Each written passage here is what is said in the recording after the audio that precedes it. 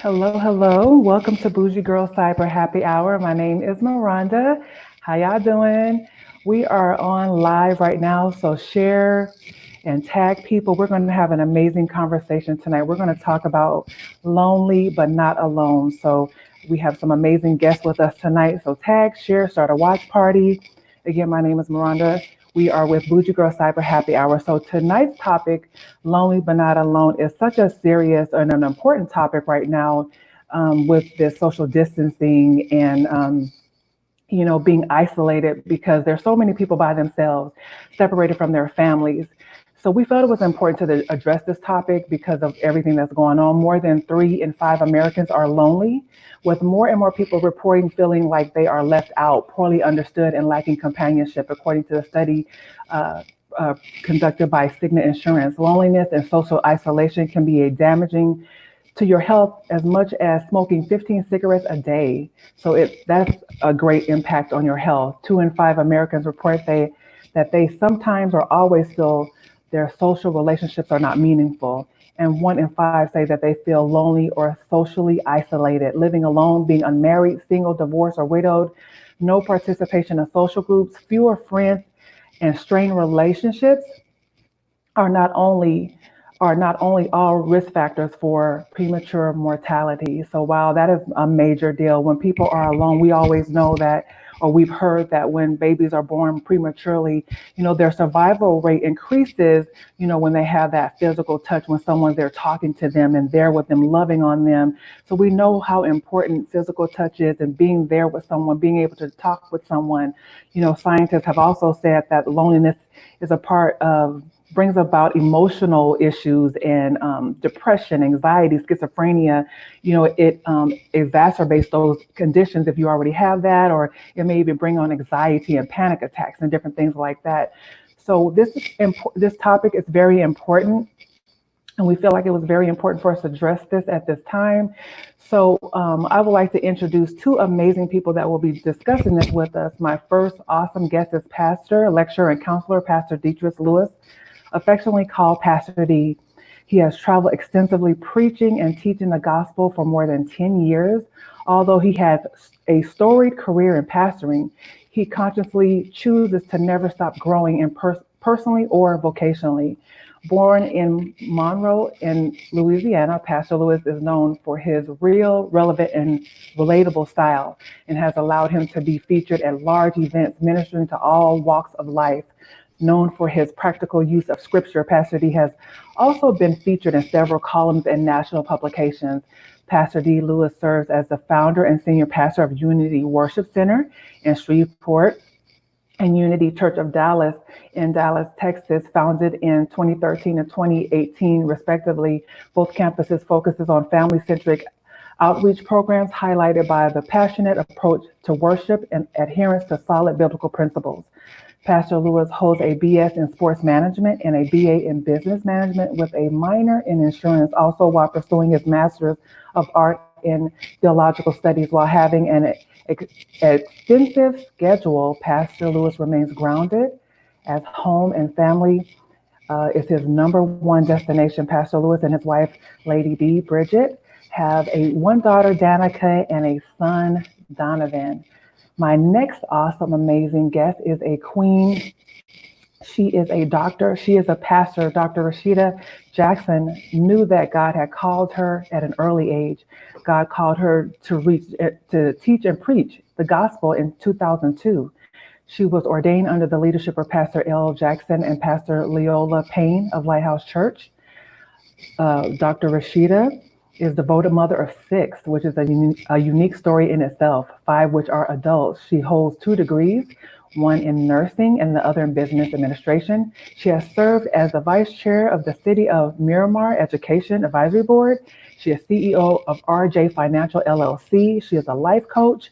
She is a Mary Kay beauty consultant. Dr. Rasheda is the author of The Empowered by His Purpose, which was released in 2015. She is currently serving at Lifeline Christian Fellowship under the leadership of Bishop Russell C. Bostic and Pastor Andrea Bostic. She also serves as national coordinator for Queenology Movement, led by her spiritual father, Bishop R.C. Blakes Jr. And she's also been in several magazines. So I just want to welcome both of our amazing guests, Pastor D and Dr. Rasheda. How are you guys doing tonight?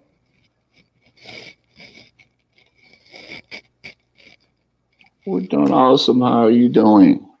I'm awesome. Thank you so much for being here. I'm super excited to have you guys with us tonight as we have this amazing and very important discussion about lonely, but lonely but not alone. So, Pastor D, I wanted to start with you.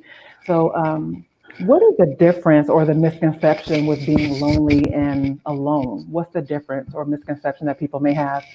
Well, first of all, thank you for allowing us to come on. And I'm looking at everyone. Y'all share this out. It's going to be good. Since you don't want to say it, I'm going to say it. So, yeah, let's get this I thing thought I shared out. said it, but okay, No, share we're it, going to y'all. say it again. Tag, Y'all share this share, out. It's going to be tag, good. share. So come on now. Let's, again, I'm not bougie girl, but again, let's share this out. Everybody hit that share button. It's going to be awesome. But to answer your question, thank you on my sister, Dr. Rasheda.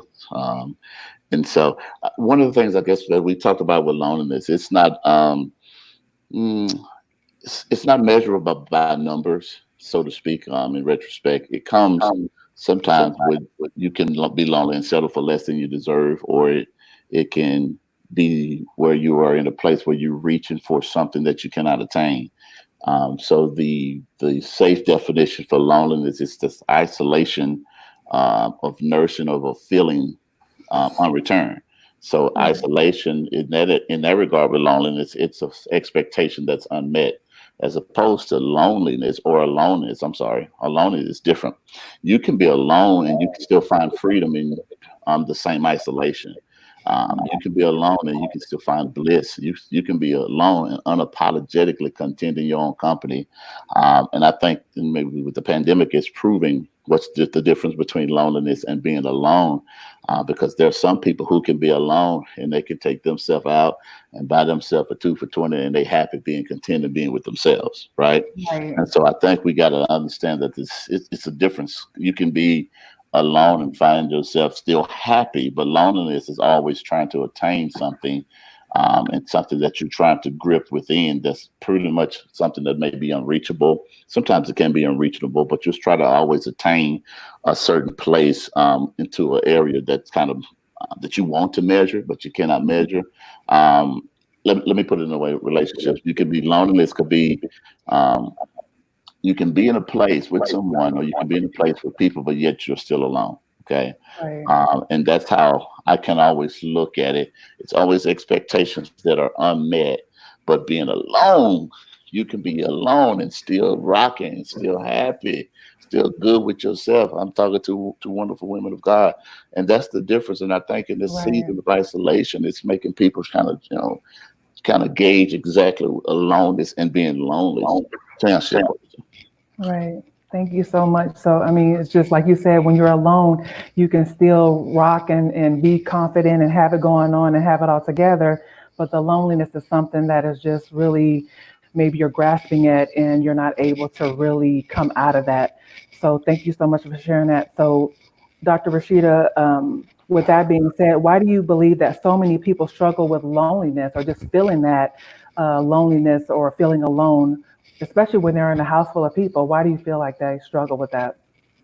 I think and good evening to everybody, and thank you for having me. You're welcome again. Rhonda herself, thank you so much. Excited to be here with my brother, Pastor D. We've been rocking for a while. That's my that's my role partner. But I thank God for being here. But just to piggyback on what he said, loneliness, he talked about expectations and the expectations of people being met. So sometimes you can be in a room full of people and you are expecting a certain level of energy from them, or you're expecting Mhm. to provide things for you and they're not able to, mainly because they don't know your expectation is one. And loneliness becomes a mindset. It becomes a part of your mind. It be, Mhm. it can be Right. anywhere. You can be in a stadium with Right. and still be in a mindset of loneliness. And I think it has everything to do with communicating your expectation to the people that are around you, and then dealing with that issue in the mindset that won't allow you to be free from loneliness. Because Right. I like Pastor D, alone, like if you don't like your own company, Right. we need to check on you, because I like being by myself. I like being with my people, the people that I love. I enjoy it.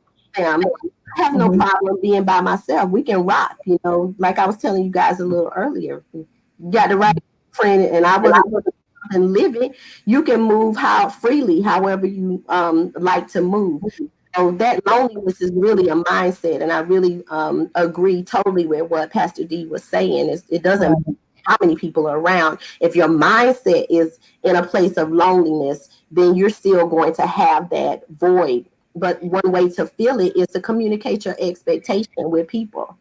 Communication eliminates a lot of issues. Right. Our mindset in our day-to-day and our interaction with people, when we bring it to the forefront of relationships, communication eliminate that. Right. And that's so good. Like you said, communicate your expectations so you're not feeling a certain type of way. Like you said, sometimes, I know Pastor D has said this before, some people are enjoying this quarantine because, they like being alone. They don't like all the people being around a lot of people or whatever. And they're enjoying this time to themselves or whatever, and be able to just grow and be able to develop and grow. But then, like you said, that mindset of loneliness, that's something that you have to be able to be real with yourself and voice your expectations, voice your concerns, and so people will know what to do when they're around you, or know what to do. So thank you so much for sharing that. So um, what do you suggest for people? Because because of the social distancing and everything that's going on, and people are separated from their family members. What do you suggest for people who are just distant from their family members right now? How do you suggest that they connect and not have that feeling? Whoever wants to answer. Well, I actually, if you go back years, I was raised in the Pentecostal environment, and a lot of the things as far as social media advancements, the old generation would say it's the devil, You right? could do it. You can do nothing. Well, I mean, seriously, we can go. I mean, we can go to, So this social distance ain't really bothering me because I was raised in the Catholic church, and we didn't go to movies and did none of that anyway. So I'm cool. I'm cool with staying inside because of that. But with the Right. advent of social media and with the advances in technology, it's brought many things, good and bad. But the main thing it's given us is the possibility where we can remotely connect and cultivate social interaction in the absence of physical proximity. Okay, so the old generation would say you're on your phone too much. The old generation say you're texting too much. The old one say you're addicted to technology. But Mhm. now they're actually saying it's a good thing because with all the social distances, is it's not the problem with social media. It was the problem with how much we use social media. Okay, Right. and so now it's actually become a tool for us to remain connected because it can now decipher between being alone and lonely and being alone and connected, right? So you can still be alone and have some lonely moments, but you still can be connected. Right. The options of us for us today now is for us to remain connected in this pandemic because, yeah, we've been deprived of certain social interactions, but that's not necessarily the sound of somebody's voices or facial cues or body language, nonverbal communication in general.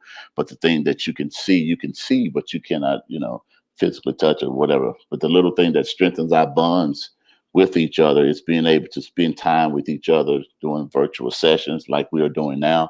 And I think now it's something that's vital to each and every one of us because we can actually connect with FaceTime, or you connect on Zoom, or you connect on Snapchat or Instagram. Everybody has a phone, unless some of y'all still rocking an iPhone too. I don't even think they make that. But everybody still can have a phone where you can have a phone in your face. And even if we can't be in the presence of each other, we still can have that interaction. Some of the Thank things that I did, I'm like Pastor D. I'm from the old school. I grew up in the country. You you. know, in this church, we couldn't do nothing. Nothing. And so this time totally does not bother me. I feel more productive at home. But some of the little things that I did that took me back to like my childhood was I went and I bought little note cards and I bought letters and I bought stamps. And I just started writing out little notes and mailing them all across the country. Just mailing them out, just doing something that I had in years. It was just like sending out Christmas cards, and people were kind of, oh my God, just the mere fact that something that I touched, they were able to touch. It made a difference. And those things are so far removed from our everyday behavior that we forget that it's very vital. It's something that's so simple. We could You can send a note card. I'm thinking about you, or God has not forgotten you. Throw a stamp on it, send it. Some of them I had to put some money in because y'all know how old people are. But but I did that. That was one of the things I did, and there were others where I put pictures of my daughter. Different things, and it really made a difference. Some people thought it was like, what? Why'd you do this? Like, for what reason? But they had no idea how many hundreds of those little cards I had sent out all over the country. Right. Those are just simple things. Totally shift the mindset of people from where we are now into a place of why didn't I think of that? Write a love note. Right. Write a love note, send a letter, write a card. And I think that's so meaningful because then, like you said, they have that tangible thing that you sent them that they can always go back and look at and say, hey, she sent me this. I know my children live in a different state from me. So I send like little, I see their favorite candy. So I might send candy, or I might bake something and send it to them. Or I order my daughter a necklace and I send it to her. So little things like that, like you said, little tangible things that they can say, oh, mom is thinking about me, or when they wear it or eat something that you made them, it makes that connection even stronger. So that's just really awesome that we can do that, even for other people, our neighbors, maybe a neighbor, take them a care package or buy them some groceries, make sure they have everything that they need. So, and everybody, hopefully you all can hear us okay, and please tag and share, invite. And I hope you're enjoying this conversation. We're going to start getting into relationships in just a minute. But I wanted to also mention about how can we support somebody, because of, like I said before, depression and anxiety is starting to be heightened during this time. So people are starting to have anxiety attacks. Depression is getting stronger. How can we support somebody? How can you support someone that's going through depression or having anxiety, or what can you do for them? Or is there anything that you can do, especially you all being pastors? How are you supporting members in this time? Dr. Rasheda, go ahead. Okay, well, one of the things that I make it a point to do is to check on them, is to call, not send a text message, but to call and say, I wanted to hear your voice, what's going on, and it takes time because you may have those that need to vent and they need to spill their heart out, and it comes in all shapes and forms. Not just my members. The oddest thing is my boss called me just out of the blue before it was time for me to start work one morning, and he just poured his heart out, and I just listened. So one of the greatest things that we can do for people that are facing challenges or that are anxious is to listen to them, is to stop and take a moment to just hear what they're saying, and respond with empowering words, things that are going to lift them up, making sure that we're meeting their needs and encouraging them to seek help, even further than just communicating with us if it's needed. That's good. Pastor D, do you have something to add to that? No, she said everything, because the biggest thing that I think we can do in the pandemic is to realize that everybody's dealing with something. And I tell people all the time, not frustration, not issues, not maladies, not areas of my life that I need help in, may not be what you're dealing with, but it's something. And so during this time, it can be easily to be set in as far as depression. And I think what happened, even if not to make this just a spiritual broadcast, but God allows certain things to happen so we can get the focus back on those that are more important to us and most important to us during this pandemic. And I always tell people during this time, let's make sure that we know who to bring closer and who to push away, because what this will do, a lot of times depression is pretty much brought on to yourself, because a lot of things that you're trying to hold and trying to take care of, you're trying to consume. It's kind of cumbersome. It's so overbearing to some people. You don't know how to get it handled. This pandemic should teach many people that you cannot bear the burdens of everybody. And when we Right. figure that out and get that in our spirit and start to know that, I think it'll kind of make sure, you're not overwhelmed with some of the cares of life. Learn how to love yourself.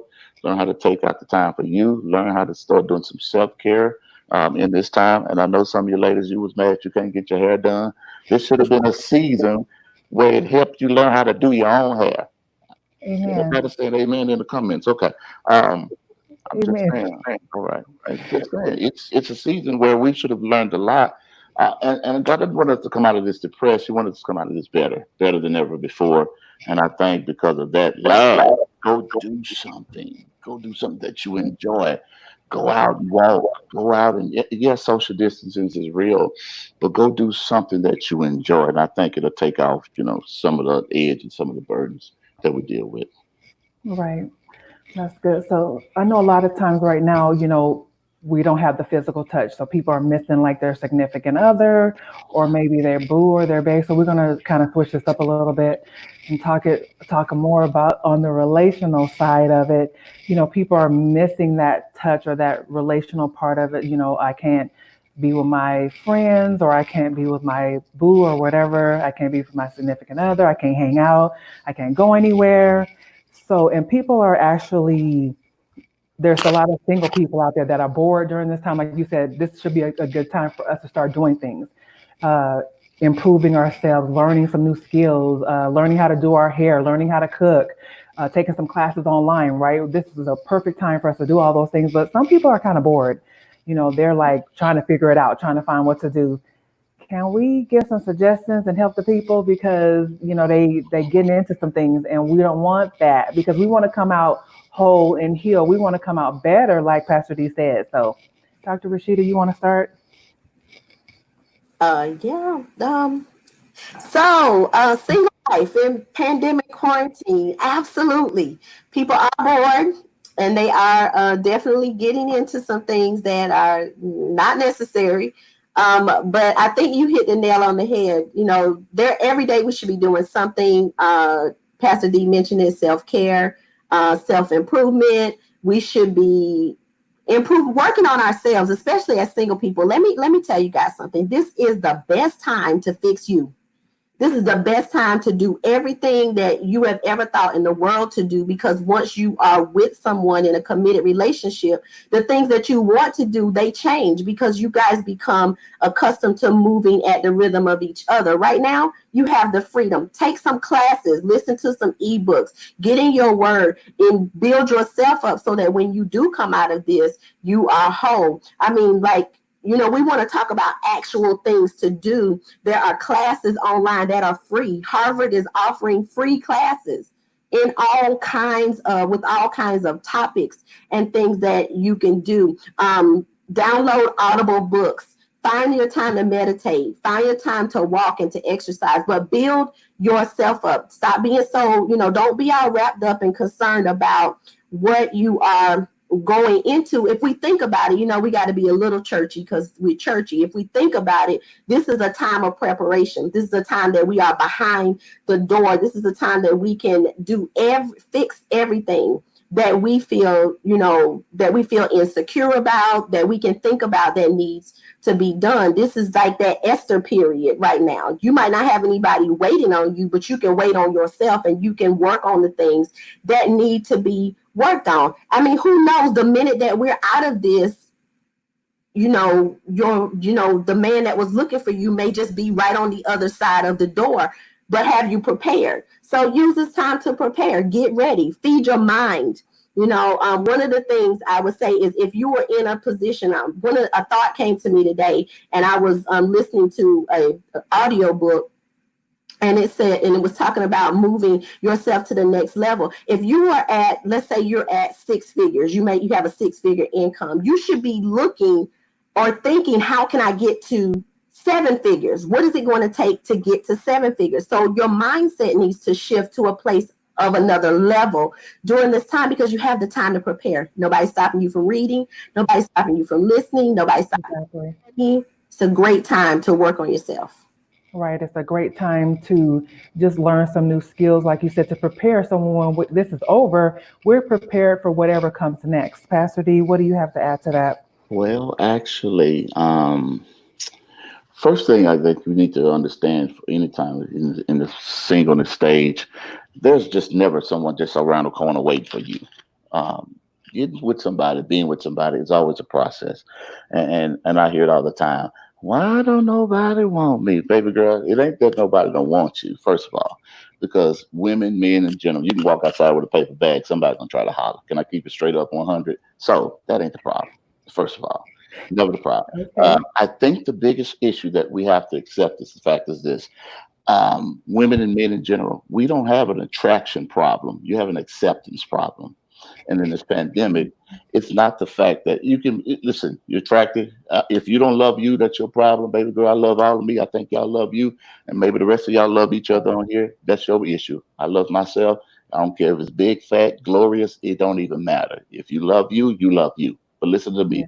The acceptance is the issue because you say, well, how come I keep getting the same people in my space? Well, why is this certain people coming? You will get bored in this pandemic. You'll get bored sitting at home.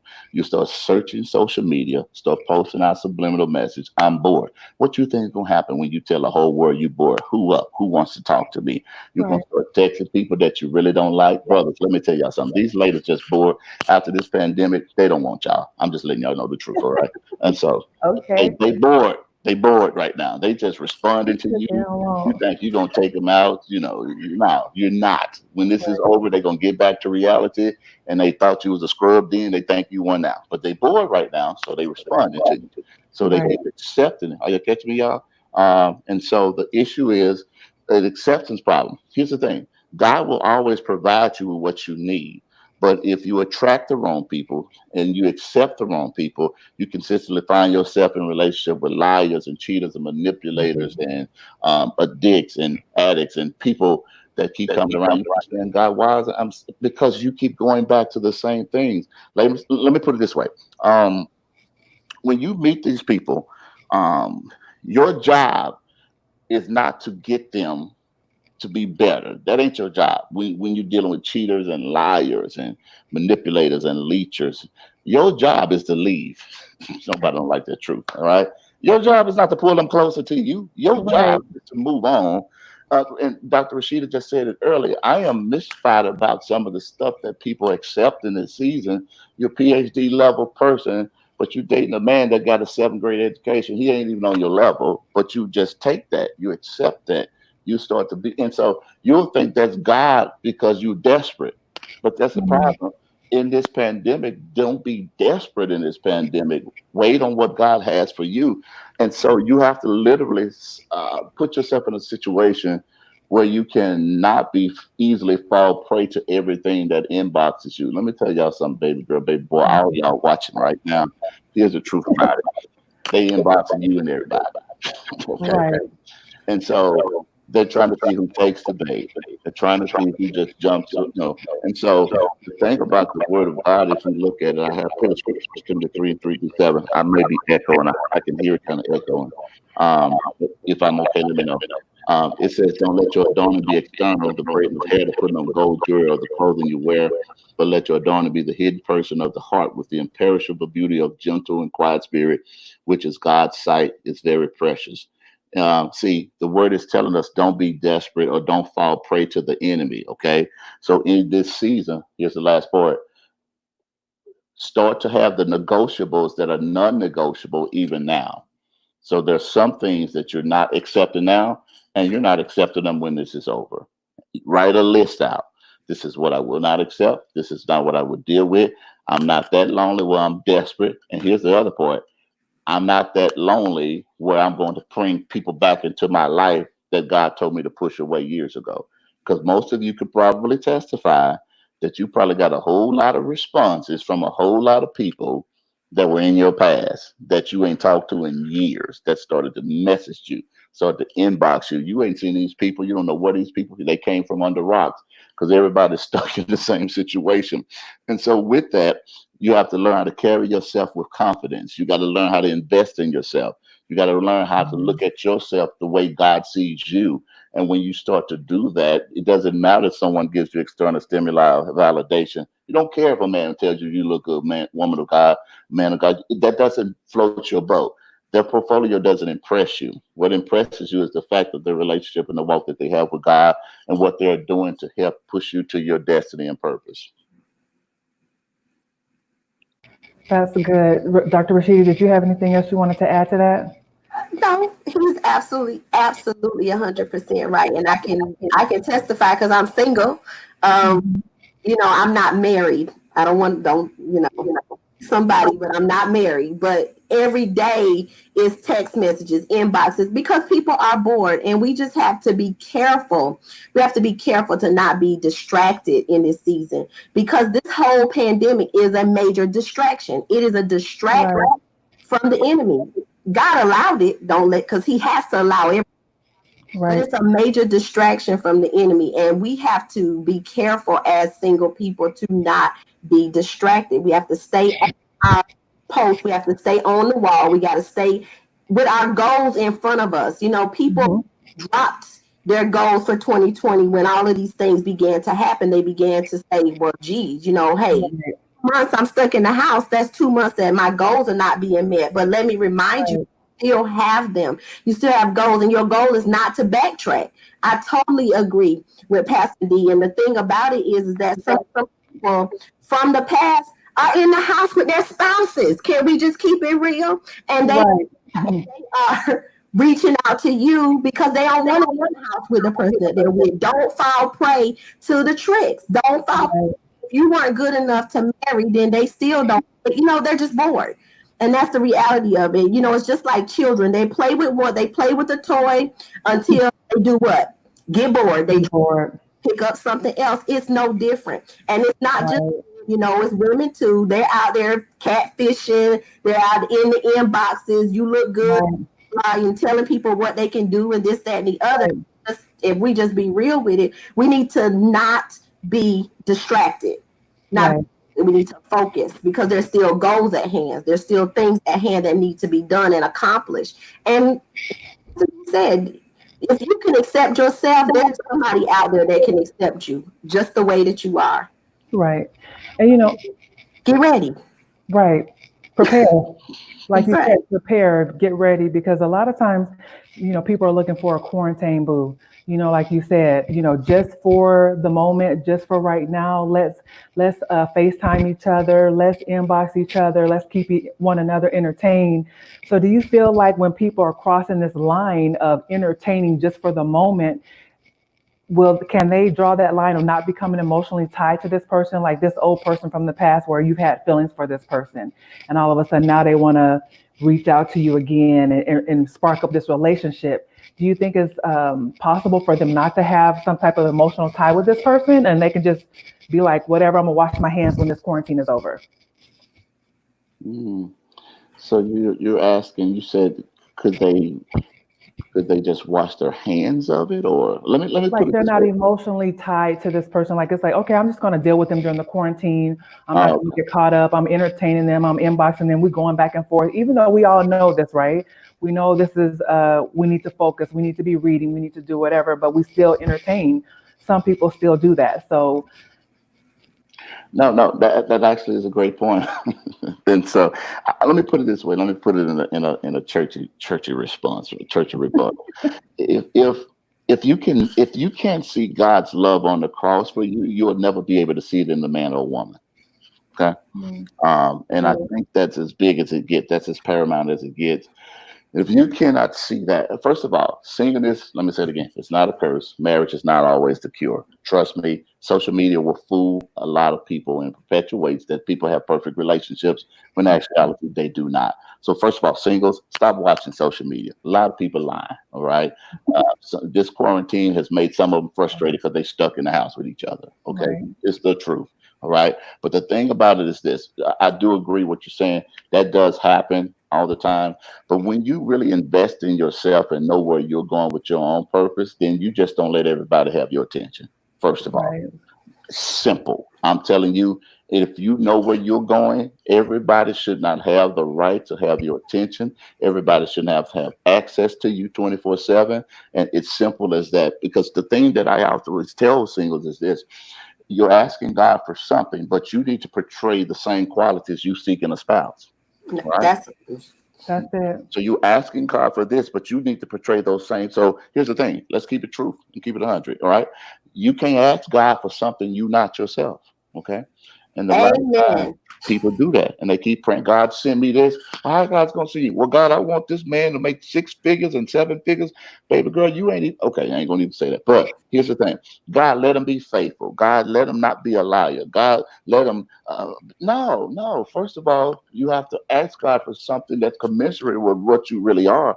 And I think sometimes when you waste time on this side with other people and you waste time dealing and dabbling back and forth with this, you really miss out on the fact that, hey, this alone time should have been you getting closer to God. And then your aloneness or your alone time with God, it would show you the manipulative tactics and the tendencies this person is bringing to the table. But you'll be in a place where you're really not hearing for God because we want, listen, let me be true. Everybody, if you really got a pulse, you don't want to be by yourself. People, Pastor D, I hear it all the time. I went through Valentine's and I slept with a teddy bear. I don't want no teddy bear. I want a man. I want a husband. Nothing's wrong with that, right? Pastor D, I ain't getting no chocolates. First of all, brothers, let me tell you something. These women don't want chocolates. They in a whole different genre and season of their life, right? If you're gonna get their attention, hit their cash app over, send them some bundles. Anyway, and so I Wow. see that for people Okay. being ready. Okay. Um, and so, because of that, though, everybody wants to be. That's okay. Nothing's wrong with that, ladies and gentlemen. And you're not single. You're not by yourself because God does not love you. All right. Most of you, First John 4:8, 4:8. First, God is love. First John 4:8 tells us of God's love, and He sent His Son to die on the cross for each and every one of us. But we have to realize that I just don't have time in this season for everybody that's trying to get my attention, just like you ladies don't as well, because you got so much to offer. Here's the thing, the other part I'm done. There's some people, they want you back in their life because they want to see if they still have the access to you to Right. bring you back into the depravity that they placed you in before. And I'm gonna keep it real with ladies. One of the issues with women in general, women, because you're so innately nurturing, a lot of times a nurturing woman, instead of being um, the girlfriend or the wife that they should be modeling themselves to be with this man, you turn out to be a mother, and you're trying to nurture a grown man and try to help him out of his issues and help him out of his struggles and help him. And he got a dream. God bless you. But I'm gonna say this last part.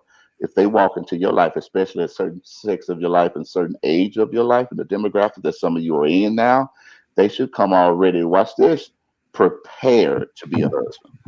All right. So if dating with the purpose is not your thing to go to marriage, why are you wasting your time? I'm done, Rashida. To go all the way back to the beginning of your question, the thing about it is people that are returning, coming from your past and coming from where they were, if you even entertain them at all, you're still tied to them. So we know that there is a need for your soul to be broken. Like that's just an indicator right there. Right. You even spend any time entertaining them beyond I'm great, nice to hear from you, take care, goodbye, then if we keep keying and we're entertaining it and we're making each other feel some type of way in these conversations, then we're already still tied. It's not even about the quarantine. They feel comfortable enough to come back and nestle themselves Right. in your life because there's still a connection there. And that is where we definitely have to go into strict, like we're talking about teaching and understanding that if this was God's will for your life, it would already be so. And because it's not, it needs to be severed. It needs to be broken. It needs to be gotten rid of. So we should not be entertaining people from our past at all, because that's a big indication right there that there's an issue between the two of you, regardless if they've moved on or you moved on or what has happened. If I can entertain you and I can spend time talking to you, the next thing you know, it's 5 minutes. Then it's Right. then you calling every day. Then Right. Good. you liking all my pictures. You in my deep. And now you're stirring up something that was dead. You waking up the dead man. And because you're waking up, stirring up old feelings, and because you're doing that, the enemy has found a wedge. He found just a little bit, just a little place to sneak in. And then what he turns into a cancer, becomes infectious. And then we have a larger problem to deal with. So when we talk about looking at this quarantine issue and just say, oh, we're gonna, hook up, or we're gonna dibble and dab just for quarantine, will we not have any type of emotional ties? There's no way. Especially from the perspective of a woman, because we lead with our emotions. Right. Lead with our emotions. I had a conversation with my 24-year-old son today. I said, son, it's not what you say to them. It's not what you say to her. It's what you do. Right. What you say to a woman, if your actions are the opposite of what you say, she's going on what you are doing because she leads with her emotions. I don't care what she says out of her mouth. Catch this. She leads with her emotions. Exactly. She's absolutely going to move on what you do. Exactly. You can say, I don't want to be in a committed relationship. I don't want to be with you. Let's just hook up for this time and then we're going to separate. No. She's like, oh, yeah, he's mine. Right. That's simply because we can just be honest about how women think and how we work and how we operate. We lead with our emotional being. We know that we are created to be nurturers. We're created to be carriers. We're created to be emotional. And because of that, we lead with that. So it's definitely not what is said, it's what is done. So when you spend any time entertaining somebody from your past, you're still tied to them.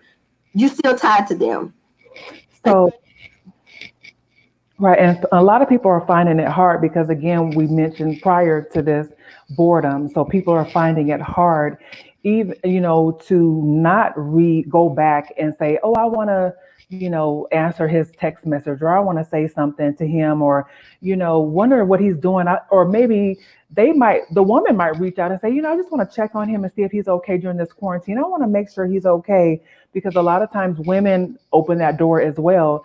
So how can we spend this time how can we heal from that, or use this time wisely to heal from those patterns of thinking or that pattern of doing? What can we do about that? Dr. Rasheda, I think you need to continue because you were on it. So I'm going to yield the floor to you on this one. So that goes, thank you, Pastor D, Dr. D. So that goes right back to what I was just saying. Mm-hmm. That need to be connected. Like, I believe that every woman needs a group of good girlfriends. You need a tribe. And instead of, it's almost like someone that has an addiction to porn. They're bored too right now. Right. All those places, they're making money. Why they? Because people are falling back into their addiction. So the need for attention is an addiction. It's an addiction. It's an addiction that women carry, again, because it's born of their emotions. They want to feel wanted by somebody. They want to feel loved. They want to know they're beautiful. They want to feel validated. Right. And because of that, you'll say, oh, well, he ain't doing nothing. Let me scroll through, see what he's doing. Simply because just like I was saying before, that there's still a connection and you can draw him back in. Because it's not just men. Women are guilty of drawing people that don't belong back in. Right. When you were not for that person, and you're not good for them. You might even become toxic dealing with them. You will draw them back in simply because you're bored, and that feeling, that mindset of loneliness is bearing down on you, is weighing down on you, because there's nobody in your bed at night. Right. There's nobody next to you. And like Pastor D said, a few bars ago, everybody want to be with somebody. I don't care. Right.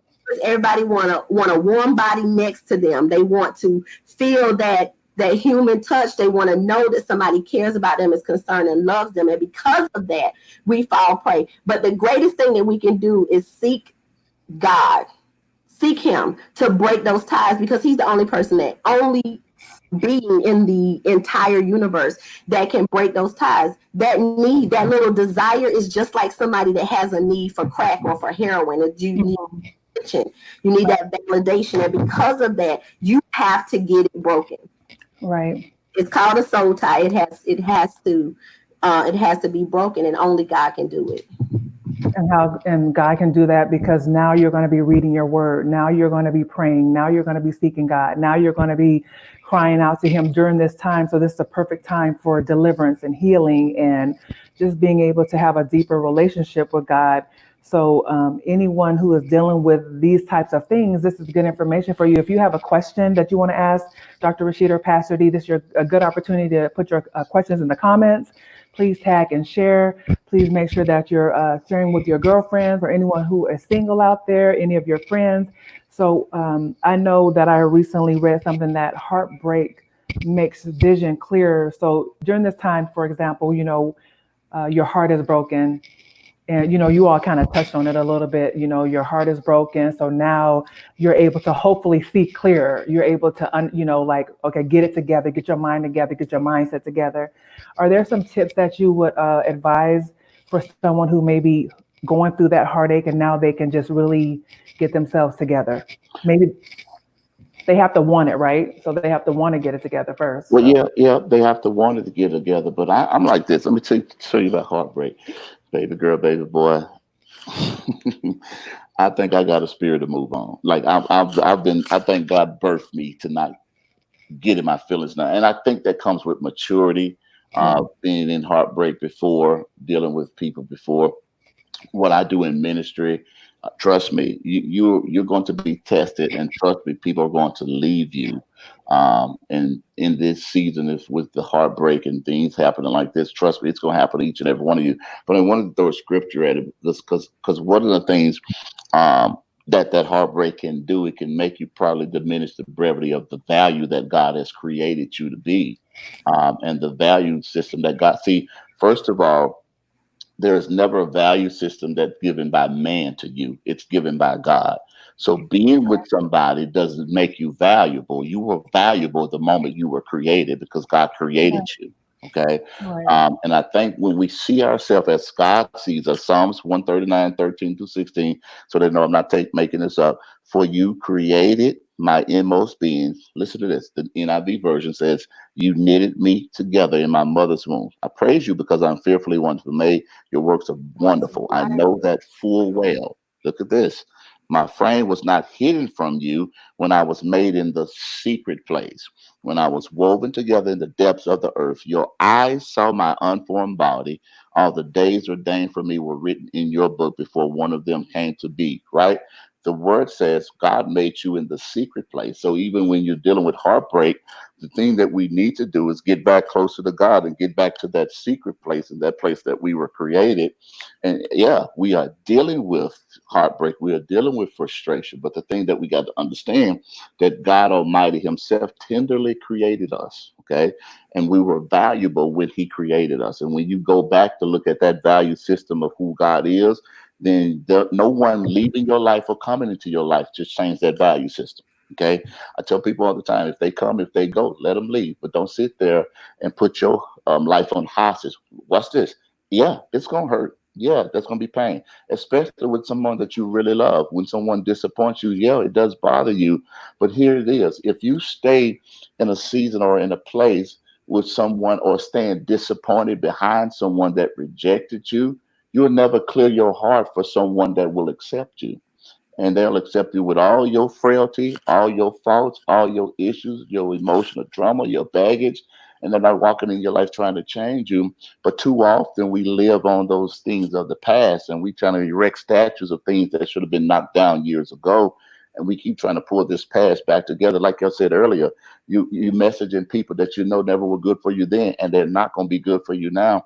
So we go back because now that loneliness has left a laceration on your heart. Okay. And so it's never really healed. It's never really, but when you accept it and when you start to really see God, how He sees you, then you won't accept things that are marginal and you won't assimilate to these people. You will look at people and it'll be like, Pastor D, you'll get a spirit of delete in your spirit very quick. Delete block. My thumb and my fingers, all of them are anointed, Miranda and Dr. Rashida, to block y'all. I ain't got time. All right. But again, that was a process for me. It didn't happen overnight. And I'm not telling you that it will happen very quickly because one of the things we don't show enough when it comes to Christendom is a process. Everybody's not as strong as you. Everybody's not in that level with you. But if we give them these little nuggets like we're giving now in your China Bougie Girl Happy Hour, all right, I think it's going to help impact the nation. Okay. So anyway, I'm done.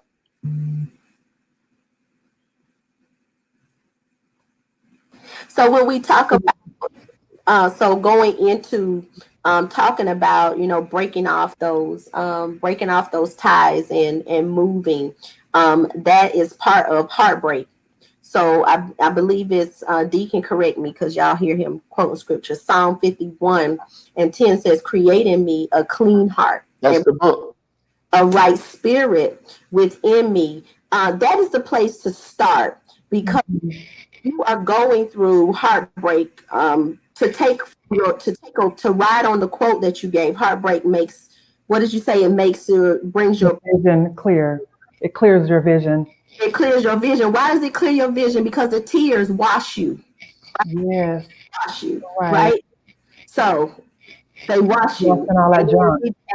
And we know that. And starting with that, when you're going through heartache and you're going through heartbreak, one of the most powerful prayers you can pray is, "Create in me a clean heart, renew a right spirit within me." Take all of this stuff that has gone on, has brought me to this place, and remove it, and be reminded, like Pastor D said, you were created in the image of God. How important and how powerful and how valuable are you to him? And you have to know that nobody in this world is worth you losing yourself, losing your mind, your identity over a period of heartbreak. We've gone through heartbreak outside of the pandemic. People have gone through heartbreak inside the pandemic. I minister to divorced people. It's serious. It's serious when you're used to being 15, 20, 29 years in the house with somebody, and now you're in the pandemic and it's quiet. There's nobody around. There's a lot of ministry that needs to happen, and there's not a lot of building up. And the only way to do that is to what? Build yourself up in the word. You have to build yourself up in the word, and that is finding time to consume yourself with God, self in front of him. Because the thing we have to understand is God is responsible for his word. If we can remind him of his word, then he can perform it in our lives. It is important for us to know what it says about us and about who we are. And that whole thing, with heartbreak and clarity, you're going to get clarity, because if you find yourself in heartbreak, that person, Pastor D leaned towards rejection. I'm going to lean towards maybe you had them in a place that they didn't belong. Because sometimes people have to be moved out of your life because you've lifted them up higher than God. You've put God out of them. You've created them to be an idol in your life. And because they have become an idol in your life, they've been brought low. And so you have to then take inventory of yourself. I told one of my prayer groups when this thing first started happening, I said, you guys, we just closed for inventory. It's time now to search your own heart. Take inventory of yourself. Find out what's in there that's causing you to attract the same type of people that bring you to heartache. Find out what's in there that causes you to push people away that really are concerned and really have love and genuine concern for you. What is it that's inside of you? Close yourself up for inventory. Definitely you're going to have the clarity because you're going to be washed. But pray the prayers that those soul ties be broken, because that period of heartbreak, there's something to do with it. There's something to do with it. There's a reason for it. And we are in a place just now where things are magnified. So we've got to face it, and we've got to deal with it. And we've got to realize his mercy was new. Grace abounds in our lives, and we have a reason to live on. Right. So what I'm hearing is, because it seems like in order for us to come out of this with peace, we have to pray. We have to stay out of our DMs. We have to feel the need to not be drawn back to those relationships from the past, not to reconnect with those people who we were connected with before. Being able to just really use this time wisely to maybe reinvent ourselves, renew ourselves, become better people. Is there any other suggestions that you would have for those, how can we come out of this? Just really, especially with singles and people that have been divorced, like you're saying, who are used to having a house full of people and now it's silence. What can we do to just have peace coming out of this and just, so we can be stronger and maybe help somebody else? Get a hobby. Right. And I'm saying it in jest. And The peace that surpasses all understanding comes from Christ himself. The Right. biggest part that we have to start at is to say this. We always hear the misnomer is, I got to find the one. I got to find the one. I got to find the one. You Mhm. complete me. Hollywood has messed up a lot of relationships, social media. Really. I mean, it's seriously. We think that every time at the end of the movie, they're going to get back together. They're going to rekindle. He's going to kiss. They're going to be married happily ever after. No, no, not going to happen. And we see that. So you'll look for the one. But the thing that I tell people, don't look for the one. Look for somebody that produces the fruit of the spirit. Okay. Mhm. And when they produce the fruit of the spirit, look for someone that loves Jesus. The thing about loving Jesus means simply, right? There's some issues, some proclivities, there's some hangups, some mishaps every one of us will have. But if they love Jesus, the disappointment is not in disappointing you. The disappointment is disappointing Jesus. But Right. to take you on means they, just as Jesus is committed to them, they are so committed to you, right? And so I tell people that they have to produce the fruit of the spirit, which is love, patience. Let me tell you something, brothers. You're gonna have to have every bit of this fruit of the spirit, women as well. Yes, seriously, right? Because in this pandemic, one of the things that I think people are knowing, and I'm sure you were touched on this enough. Yeah, a lot of this desperation has gone on with some people, but the flip side to it, Miranda, is this: you got some people who absolutely refuse to accept some of this stuff going in the pandemic and coming out of it. Right? Some Mhm. people are saying, "Mm-mm, let's keep it real. I know Oh, the devil when I see it. This is the devil, right. right? I'm Right. not accepting this. I've done this before. I've seen the devil rear his ugly head before. I don't really have time for this. And I think as you get older and you progress and you start to get mature and wiser, like with my children, I don't want my children to be like me. I want them to be better than me. I don't Right. want them to learn from their mistakes. And no, I want to teach them, don't even do that, because it's not going to be fruitful, productive for your life, right? And so the thing about it is this: when we get to the place in our life, the thing about the word is very simple, very true. It tells us not to be unequally yoked, right? With unbelievers, et cetera, right? That's in every area of the walk of life. I believe that means don't be unequally yoked financially, don't be unequally yoked educationally. I believe every area, the person that you pursue or the person that pursues you should help you rise to a new level in not just Christ, but a new level in socioeconomic status, right? Right. You making seven figures and he can't help you get up to no, no. We're trying to help each other. And I Right. don't believe it's just the guy reach back and the woman follows behind him. The woman should be following on side of him, and they should be walking this path together. And if this person cannot bring something to your life to help you be better, why waste your time? And I know that sounds easy, because the biggest thing that we do is we look at aesthetics. And I can't tell you don't be attracted to how they look or be attracted, because Song of Solomon would literally interject right here and tell me I'm wrong. So I can't tell you that. All right. So y'all get a minute, go read Song of Solomon. I ain't telling you that he can't be good looking. I'm not telling you, no, no, that's not what I'm saying. I'm saying that aesthetics cannot be the only reason that you accept somebody in your space, right? Right. I can tell you something. They can be good looking, but they can be full of the devil too, all right? And you'll get home and you'll think it's Denzel Washington, but he act like Freddy Krueger. Now, for real, it's bad. Now, Denzel with the real teeth, not with the fake teeth, all right? Oh So, no. y'all Yeah, know with what the fake teeth. Wow. Okay. And so here's the thing. Here's the things, okay? The thing that we have to do, and I'm done, is to also ask God, like Dr. Rashida said, take inventory of myself. When you get to a certain demographic and age in your life, you got to ask God to really check your desires, right? Mhm. Something that you would deal with at 45, at 25, you were stupid. You just did it, right?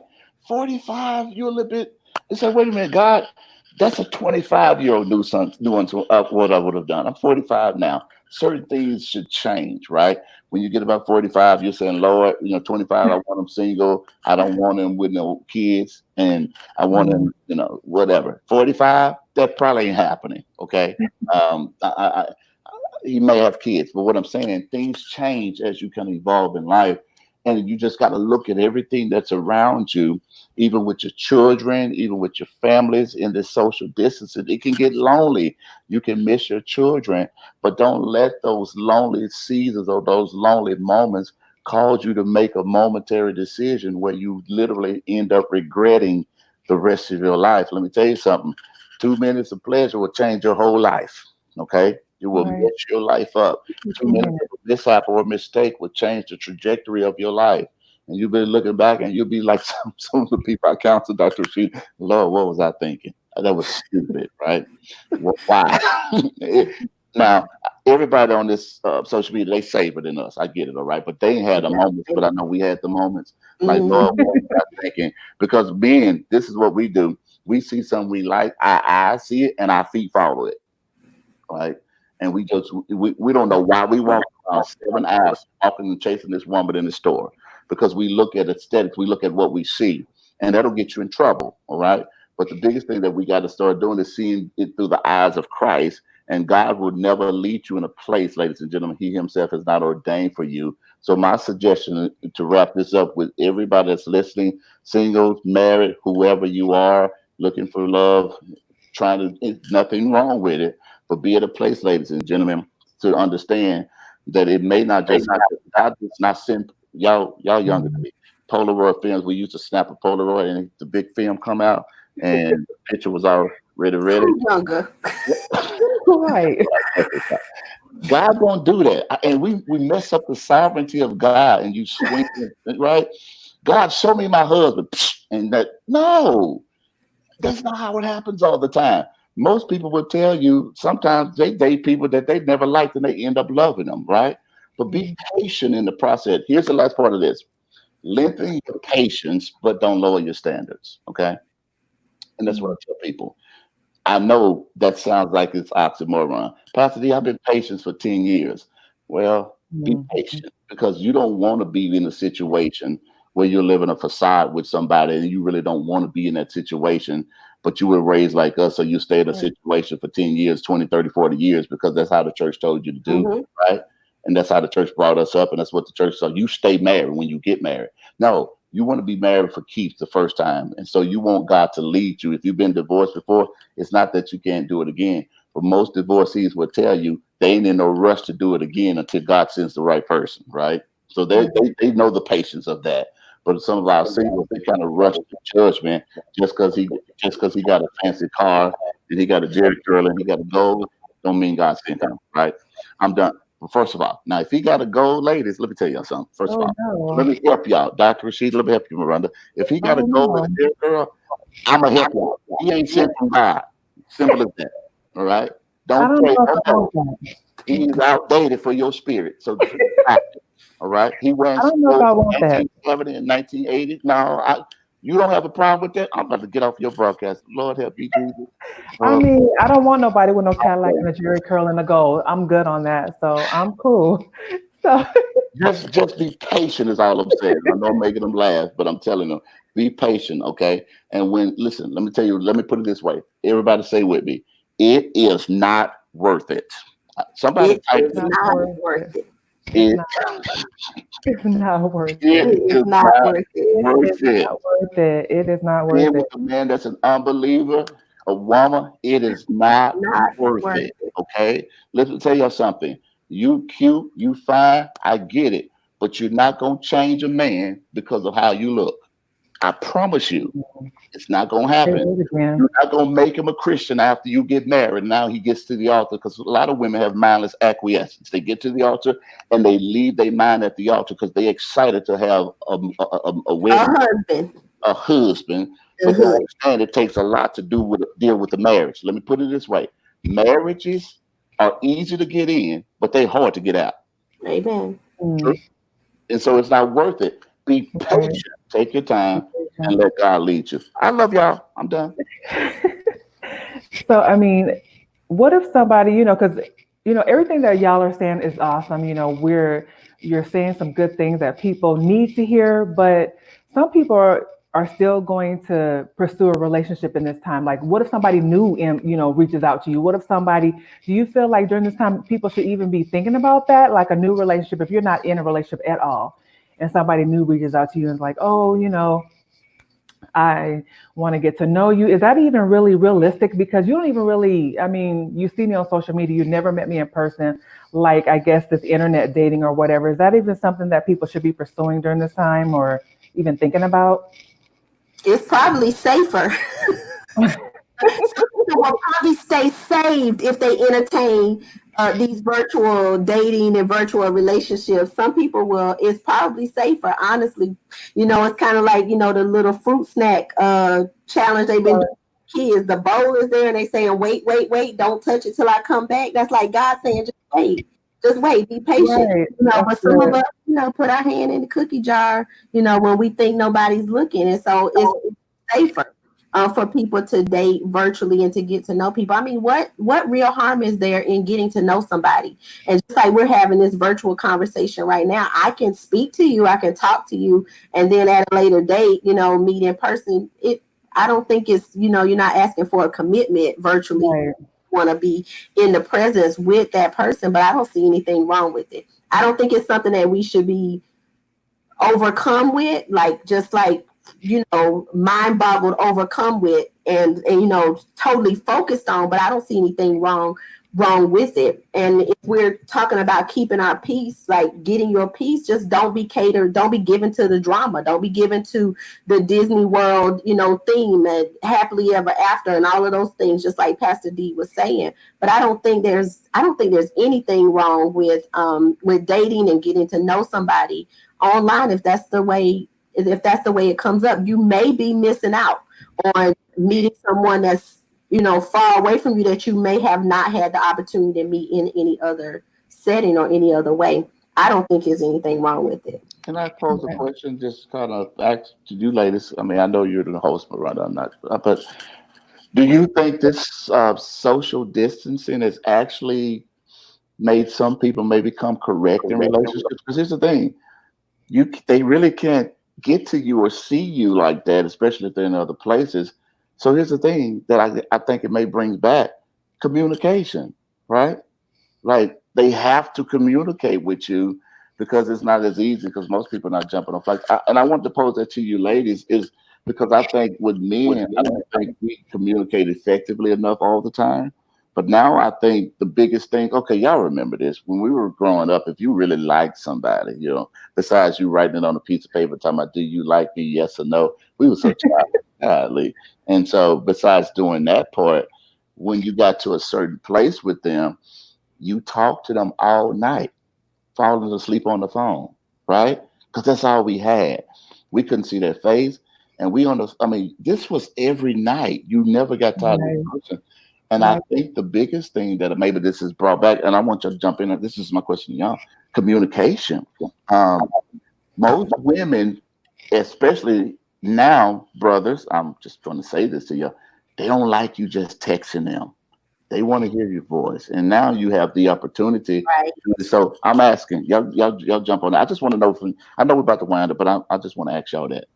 I mean, I think communication is really important, but I think too, it can go both ways. It can go good and bad because I think a lot of times people can use this time to manipulate you too with their conversation, with their good conversation, with their slick talk, with their fake conversation or their fake desire to want to be in a relationship with you because again, they are bored and their motives may not be the same as yours. So you may be sincerely desiring a relationship, sincerely desiring to be to see someone, to connect with someone, to get to know someone on a genuine level. But I think it could go both ways. There could be a time for, manipulation because the enemy knows what we like. He knows our heart is longing for something. So this is a great opportunity to just kind of manipulate and here we go with more heartbreak and more time to have to heal again.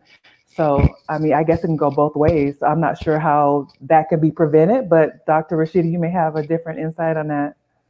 Well, I guess I'm from Pastor D generation because, like he said, you just spent that quality time talking to that person and conversation. And I love it. I mean, I really don't enjoy talking on the phone that much. Like I try to get my mom off the phone quick. I could like, oh my God. Because you're a businesswoman. That's probably it. I do enjoy the communication and the talking and the reaching out and making sure that each other is okay. The thing with I'm just gonna say it. So to divorce people, I coach them, but I'm coaching them to prepare them for what's next. So in order for love to find you, you have to be open to love. And in order to be open to love, you have to be open to the possibility of heartbreak. Mm-hmm. Be Yeah. open to the Right. possibility. So I think that there is room for spiritual discernment. There's room for discernment to come into play. There's Right. room for counsel, for godly counsel. There's room to be, for you to be talked to with that person, with someone else. There's space for it. But I think we've been put in a position where we can go back to very simple times where we can be where times were simple. We really enjoyed life when we stayed Right. on all night and we slept Yeah. on the phone and we woke up and realized the other person is there and it was just something Yeah. about it, and those were simpler times. I think that in all of the things that we've gone through in this age that we're in, we're might be more skeptical of the simple things than we are of the more complicated. With Right. that is we put ourselves at a disadvantage when we do that. Like I said, in your previous question, I don't see anything wrong with getting to know. Discernment will let you know if they're being manipulative. And Yeah. people always say something told me, but if you got the Holy Ghost, Right. That's what it is. he will Exactly. he will guide you, he will let you know. And Yeah. and we can't always expect that getting to know someone and getting in a relationship is going to be easy, because it's not. It's a very complicated situation. When you get to know someone, you get in a relationship with them, you bring two mindsets together. But I think that it's okay. Go back to the simple things. Right. Go back. Why not? Right. That's good. Thank you so much for sharing that. So, as we wrap this up, if anyone has any questions, this is your last ditch effort to ask a question to Dr. Rasheda and Pastor D. But so, do you all have any final suggestions or any final words for our Bougie Girl audience? Because again, the ultimate goal from this is, we mentioned in the beginning, the difference between loneliness and being alone. The loneliness is a mindset where, we maybe have misconstrued expectations of people, and then being alone, it's okay to be alone because again, during this time we can be impactful, we can be effective, we can grow, we can become better during this time. And some people like being alone, they can go out to dinner alone. So that's pretty much the difference. But what do you suggest, because we do want to come out of this hole, we do want to be better in the end? So any final words? Go ahead, Doc. Well, coming out of it whole, first of all, is acknowledging, making the decision that that's something broken, and realizing that you're in a place that you need to come out whole. I think that this was an awesome conversation. This was an awesome period of time to come together. But now it's all up to you, because you have to do the work. You have to acknowledge that there is an issue and there's a need to be healed, there's a need to be helped, and there's a need to be whole. And then two, you have to humble yourself to come and get the help. You have to drop your pride down and seek the help. And then, of course, we know that there's always the factor of studying your word and prayer, but you need to go and you need to be accountable to someone that can help you through the process of healing. And that takes us being humble. And a lot of times when we have gone through heartbreak, we have walls and we don't trust anybody. We don't even, we don't trust the people that have what we need to get to a place of healing. So Right. I say that in order for you to come out of this completely, you have to decide that you need it.